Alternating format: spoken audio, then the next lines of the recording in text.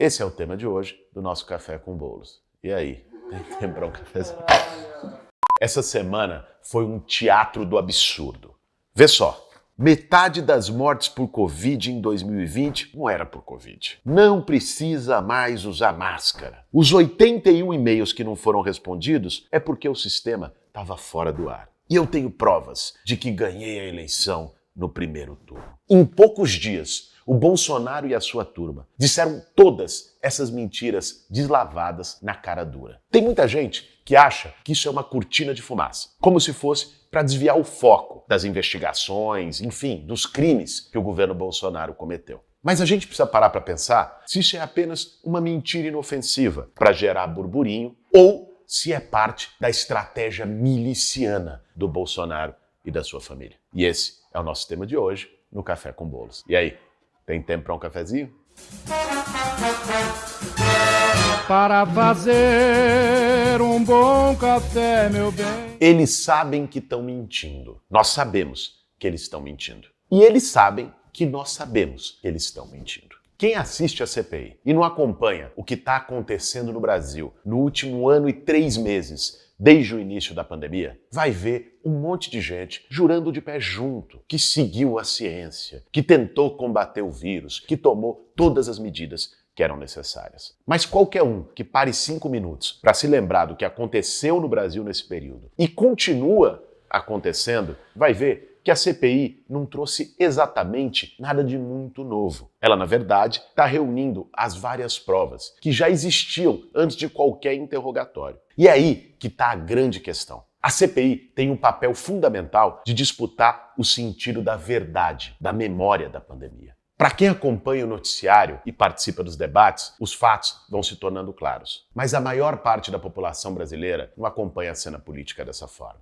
Assiste o que pode, no meio de muito trabalho. Muitas vezes recebe as informações de forma desorganizada. Uma parte pela corrente de WhatsApp, um vídeo no Facebook, um trecho do noticiário na televisão, uma coisa que ouviu no rádio, no meio de toda a correria do dia a dia. E essa forma como a maior parte da população se relaciona com as informações é decisiva para a gente entender por que o Bolsonaro e os bolsonaristas usam e abusam da mentira, da desinformação como estratégia para fortalecer o projeto de um golpe miliciano.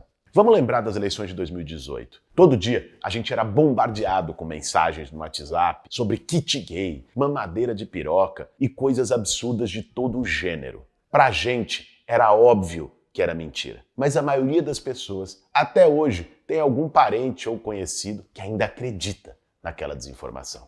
Eles estão usando hoje a mesma estratégia, mas com uma ligeira diferença. Agora, eles têm a máquina pública na mão. E a milícia da desinformação tem passe livre em todos os prédios do governo federal em Brasília. Vamos ver a história do TCU. O Bolsonaro citou um suposto documento do Tribunal de Contas da União que dizia que mais da metade das mortes por Covid no ano passado, na verdade, não tinham sido por Covid. O documento não tinha nem assinatura. Foram investigar a situação e descobriram que ele foi divulgado por um auditor do TCU, que é amigo da família Bolsonaro, filho de um militar da reserva e que foi indicado pelo próprio Bolsonaro para estar ali. Bom, a situação foi desmascarada e o sujeito foi afastado do cargo. Mas quantas pessoas não receberam no seu zap o vídeo do Bolsonaro divulgando esse estudo falso e acreditaram nele? Por quanto tempo isso ainda vai circular? Alguém duvida que o Bolsonaro e o bolsonarismo vão utilizar essa mentira por anos, inclusive na eleição do ano que vem, para querer provar que a pandemia, na verdade, era uma grande teoria da conspiração? O episódio do TCU é só uma amostra grátis do que vem pela frente. A cada dia que essa corja de milicianos fica no poder, eles aparelham cada vez mais as instituições para servir como instrumento de divulgação de notícias falsas. As pessoas estão realmente morrendo por Covid? Será que vacina protege ou mata? A urna eletrônica realmente conta o nosso voto? A cloroquina não é uma garantia de tratamento precoce? Teve mesmo ditadura no Brasil? Máscara funciona? E precisa continuar usando máscara depois que contraiu a Covid? Bicho, eu tava indo inaugurar uma cozinha solidária lá no norte do país. Eu fui pegar o voo, ia sair do aeroporto e tinha um cara que não queria botar máscara.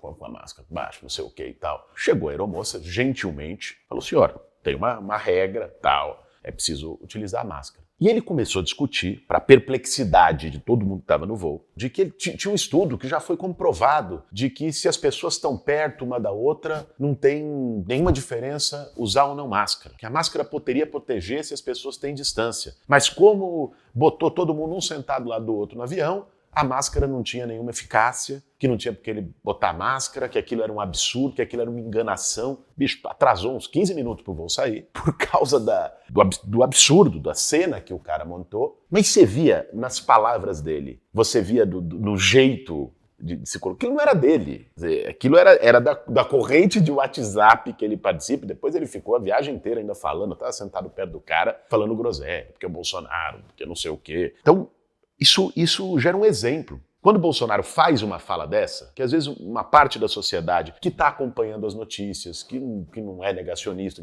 olha aquilo e fala, puta, esse cara tá doido, ele tá dando um tiro no pé, ele só se enfraquece fazendo isso. Não, ele está criando uma narrativa paralela em que as pessoas não só acreditam, como reproduzem aquilo. E com aquele gostinho, né, da teoria da conspiração. Porque a teoria da conspiração é deliciosa, né? O cara vai lá e fala, pô, eu tenho uma informação que ninguém tem. Esse sentimento de que todos vocês estão acreditando aqui, desse senso comum e tal, não sei o quê, eu tenho uma informação que mostra que tudo isso é falso, que na verdade essas mortes não existiram, blá, blá, blá, blá, blá.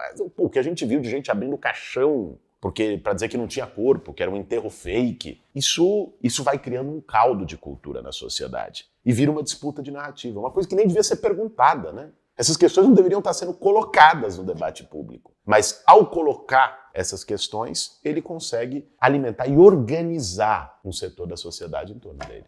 Só o fato da gente estar discutindo essas questões já é um ganho imenso para eles. Porque isso não pega só os bolsonaristas doidos, aquela turma do núcleo duro mais raivoso, que anda com camisa de torturador, que defende terra plana, que fica fazendo propaganda da cloroquina. Não. Isso impacta em muita gente que às vezes não está acompanhando de forma tão sintonizada o debate público, de gente que está sofrendo com a crise econômica, que está sofrendo com a pandemia, que está cansada do Bolsonaro, mas que passa a encarar a situação como se fosse uma disputa de opiniões, uma disputa de versões diferentes. E não, de um lado, um genocida e de outro, aqueles que querem acabar com o genocídio. Para resumir, o que eles lançam com isso não é uma questão de simplesmente escolher a verdade deles, mas de aceitar que não existe parâmetro para a verdade. Por exemplo, eles vendem a ideia de que o sistema eleitoral não é confiável. Bom, nessa lógica, se o sistema eleitoral não presta, se o meu voto não é contado, aí tanto faz ditadura, democracia,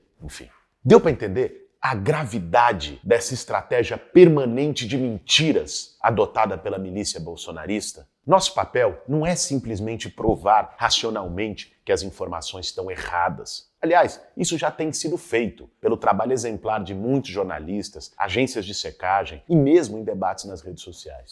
Mas, infelizmente, essa não é uma arena única e linear, em que quem mente é rapidamente desmentido e perde a credibilidade. Não funciona assim. Cada mentira chega em bolhas em que muitas vezes a gente não tem condições de furar e de atingir naquele momento. Cada informação deturpada, cada narrativa falsa, cada teoria da conspiração vai preparando o ambiente para as eleições de 2022, em que eles querem buscar ganhar com um jogo baixo, asfixiando a possibilidade de debate na sociedade e botando as suas milícias em ação. É por isso que a gente não pode esperar passivamente. É por isso que a cada dia que Bolsonaro fica no governo, não só leva vidas de milhares de brasileiros pelo negacionismo, pela conduta genocida da pandemia, mas também usa a máquina pública para uma desinformação sistemática da população brasileira. É por isso que é tão importante tirar esses milicianos do poder o quanto antes. E é por isso